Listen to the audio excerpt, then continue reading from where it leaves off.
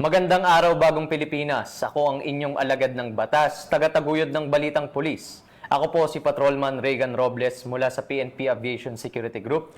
At ako naman si Apprentice Seaman Journalist Rosa Nescadores mula sa Philippine Navy. Mag-aatid sa inyo ng tamang balita, kwento ng pulis at serbisyo para sa mamamayan. At ito ang PNP News Online, ang pangunahing balita ng Police News Network, alagad ng batas, tagataguyod ng Balitang Pulis.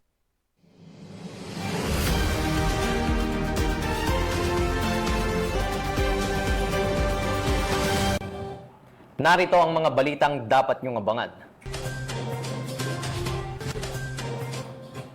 Dalawang high-value suspect arestado ng SPD-PNP. 714,000 pesos na halaga ng shabu nasamsam. 530,000 pesos na halaga ng shabu na kumpiska sa Cagayan de Oro City, Misamis Oriental. High-value individual arestado. At miyembro ng LGBTQ arestado sa bypass operation ng Iloilo City PNP.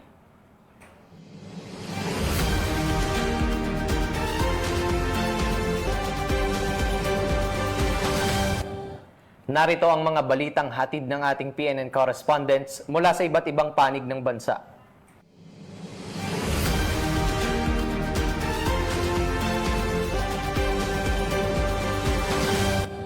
Simulan natin ang balita mula sa bahagi ng Luzon.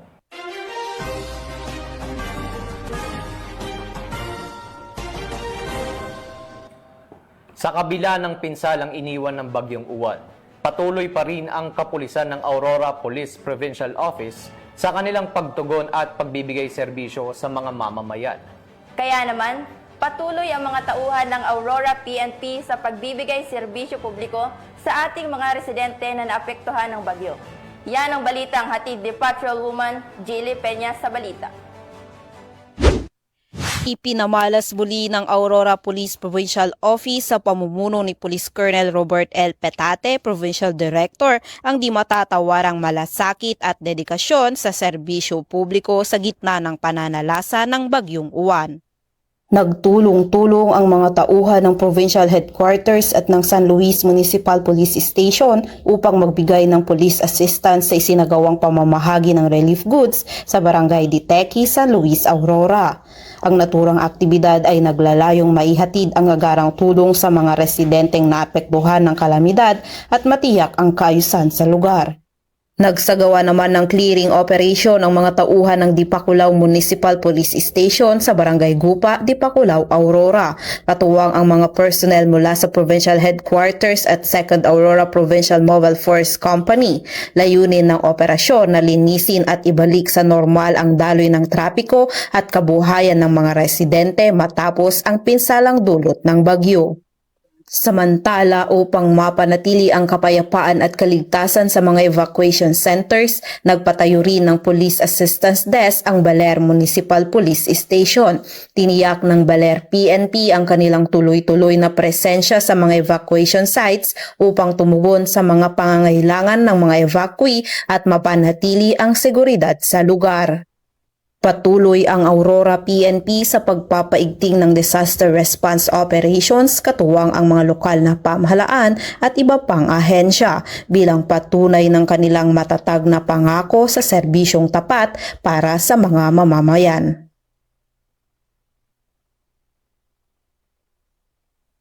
Mula dito sa gitnang Luzon, ako ang iyong PNN correspondent, Patrolwoman Jilly Advincula Peña. Alagad ng batas, tagataguyod ng Balitang Pulis. Maraming salamat, Patrolwoman Peña.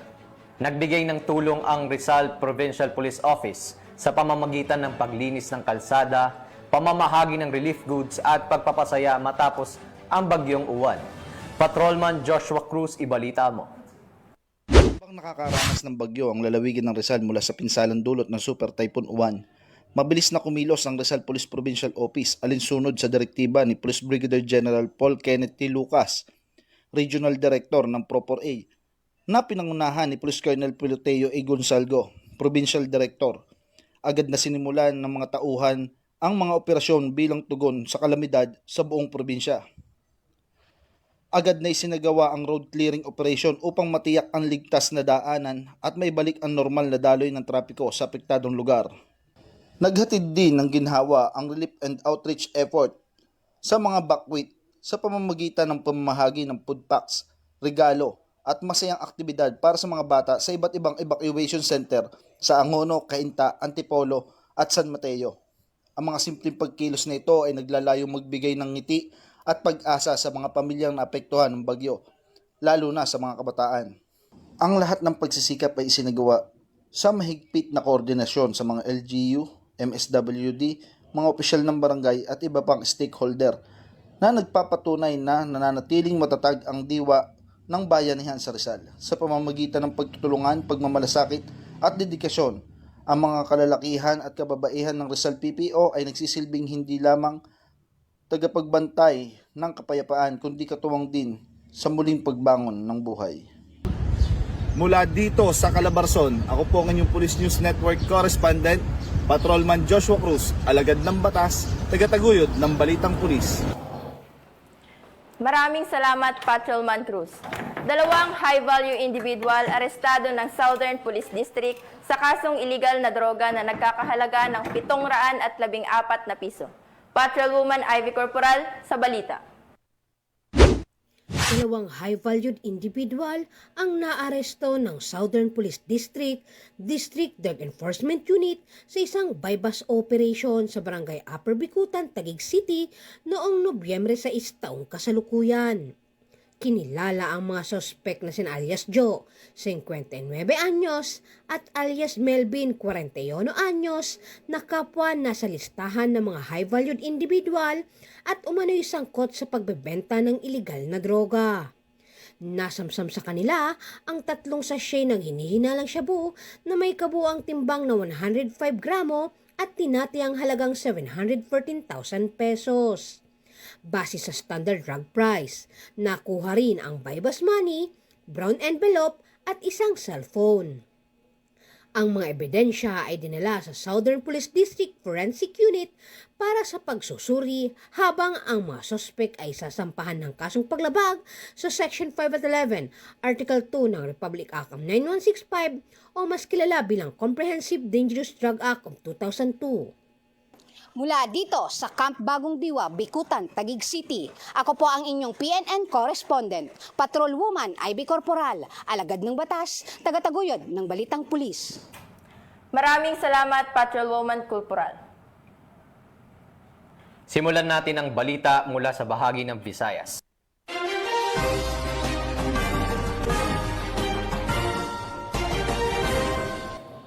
Arestado ang isang miyembro ng LGBTQ community matapos mahuli sa aktong pagbebenta umano ng iligal na droga sa isang bypass operation na isinagawa ng Iloilo City.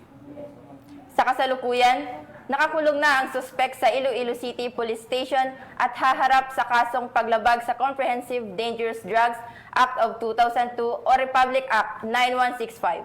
Yan ang tinutukan ni Patrolwoman Justin May Halyores. Arestado ang isang miyembro ng LGBTQ community sa isinagawang bypass operation ng Station Drug Enforcement Team ng Iloilo City Police Station 1 sa Sagasa Street, Barangay Santo Rosario, Duran, Iloilo City proper. Nito lamang Sabado, 8 ng Nobyembre taong kasalukuyan. Kinilala ang sospek na si alias Rush, 28 anyos, residente ng Barangay Monica Blumentritt, Iloilo City proper. Ayon kay Police Captain Melchor Tolentino, officer in charge ng ICPS-1, ilang linggo nilang minanmanan ang galaw ng sospek bago isinagawa ang matagumpay na operasyon. Lumabas sa investigasyon na si alias Rush ay nagbebenta di umano ng iligal na droga sa mga customer sa paligid ng city proper maging sa mga lugar na malapit sa fishing port area. Sa mismong operasyon, positibo na nakabili ang mga operatiba ng isang sachet ng hinihinalang shabu gamit ang 1,000 pesos na mark money. Nang kapkapan, nakumpiska pa sa kanya ang 5 sachet ng hinihinalang shabu na nakalagay sa loob ng kaha ng posporo. Humigit kumulang 5 gramo ang kabuuang bigat ng nakumpiskang suspected shabu na may halagang tinatayang 34,000 pesos.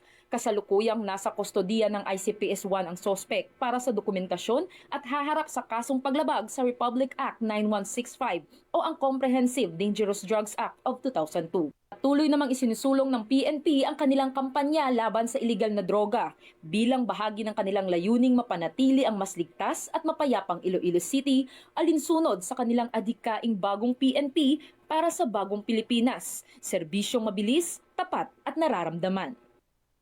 Mula rito sa Western Visayas, ako ang inyong PNN correspondent patrolwoman Justin May Halyores, alagad ng batas, tagataguyod ng balitang pulis. Maraming salamat, Patrolwoman Halores. Nakiisa ang mga tauhan ng Asturias Municipal Police Station sa pamamahagi ng relief goods para sa mamamayang labis na naapektuhan ng Bagyong Tino. Patrolwoman Judith Nicanor, ibalita mo.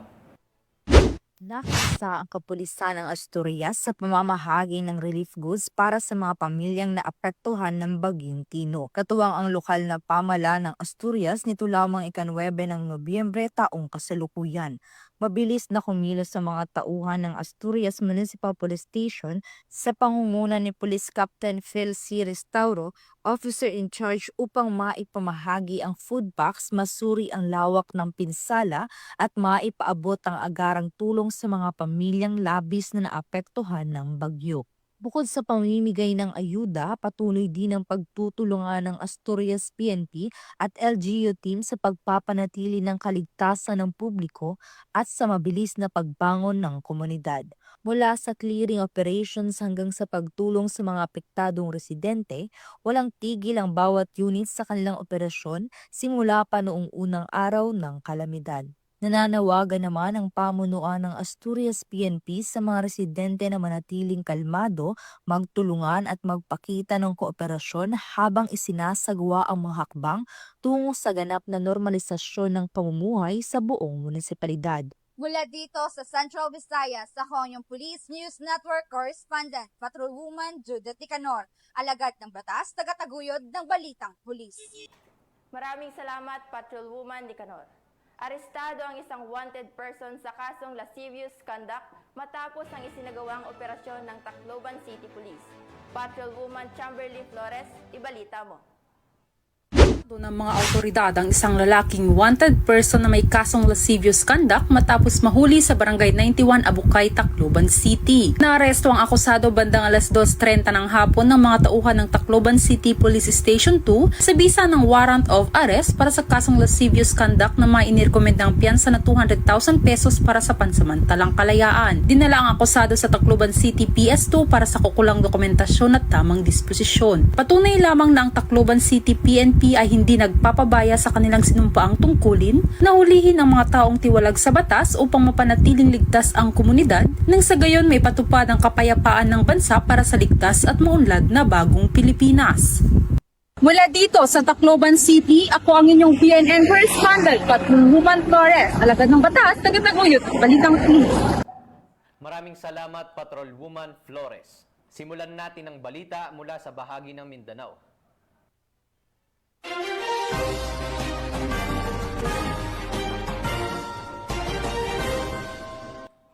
Mahigit kalahating milyong piso ng hinihinalang shabu ang nakumpiskan sa ikinasang bypass operation ng Cagayan de Oro City Police sa Misamis Oriental. Ang operasyon ay matagumpay na nagresulta sa pagkakaresto ng isang high-value individual na matagal nang minamanmanan dahil sa umano'y paglabag sa batas ukol sa ipinagbabawal na gamot. Patrolwoman Danessa Berdos sa balita. Arestado ang isang high-value target sa ikinasang joint buy-bust operation ng Police Drug Enforcement Group, Special Operations Unit Team at mga operatiba ng Cagayan de Oro PNP sa Barangay Lapasan, Cagayan de Oro City, Misamis Oriental. Kinilala ang suspect na si alias Dot, lalaki, isang high-value individual at residente ng nasabing lugar. Nakumpiska mula sa suspect ang mga pakete ng hinihinalang shabu na may bigat na 78 na gramo at may standard drug price na 530,400 pesos, isang 1,000 peso bill na ginamit bilang buy-bust money at iba pang mga non-drug items. Ang suspect ay mahaharap sa kasong paglabag sa RA 9165 o Comprehensive Dangerous Drugs Act of 2002. Mula dito sa Police Regional Office 10, ako ang inyong Police News Network Correspondent, Patrolwoman Danessa Berdos, alagad ng batas, tagataguyod ng balitang pulis. Maraming salamat, Patrolwoman Berdos.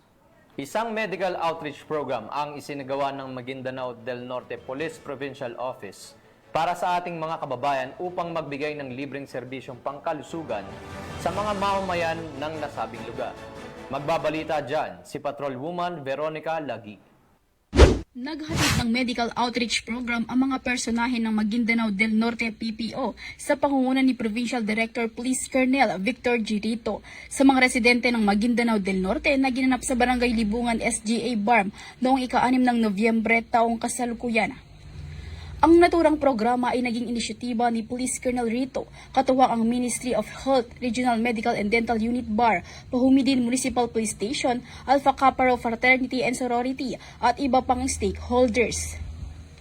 Ang programa ay may temang serbisyong tapat, kaligtasan ng lahat dahil sa Maguindanao del Norte Safe ka rito, na kung saan naging pangunahing bahagi nito ang pamimigay ng libreng medical at dental check-up, maintenance, medicines at vitamins para sa mga senior citizens at kabataan, libreng tuli, libreng gupit at libreng eye check-up, pamimigay ng wheelchair at saklay, libreng bakuna at pagkain para sa lahat ng benepisyaryo. Layunin ng programang ito na maihatid ang mga pangunahing serbisyo ng pamahalaan sa mga komunidad habang pinatitibay ang ugnayan sa pagitan ng pulisya at mamamayan at isinusulong ang inklusibong pag-unlad sa rehiyon. Sa pamamagitan ng inisyatibang ito, muling pinagtibay ng Maguindanao del Norte Police Provincial Office ang kanilang dedikasyon sa pagsulong ng malasakit, kaligtasan at pagkakaisa sa mga komunidad. Alinsunod sa adhikain ng PNP na bagong PNP para sa bagong Pilipinas, serbisyong mabilis, tapat at nararamdaman. Mula rito sa rehiyon ng Bangsamoro, ako ang inyong Police News Network Correspondent, Patrolwoman Veronica Lagi, alagad ng batas, tagataguyod ng Balitang Pulis. Maraming salamat, Patrolwoman Lagi. At mga ka-PNN, 44 days na lang, Pasko na.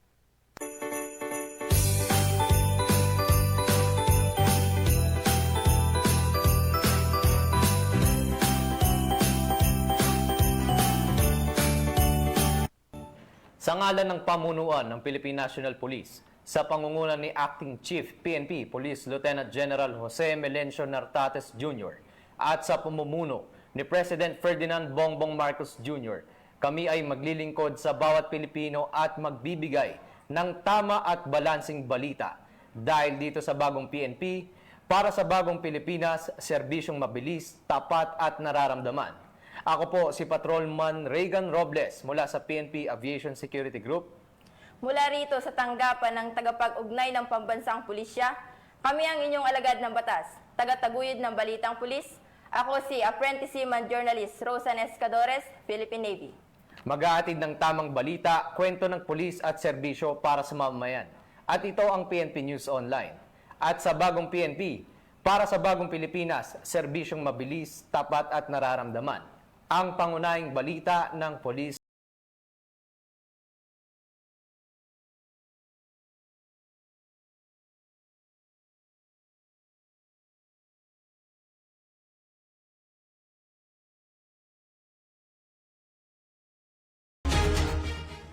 Police News Network, alagad ng batas, tagapagtaguyod ng balitang pulis.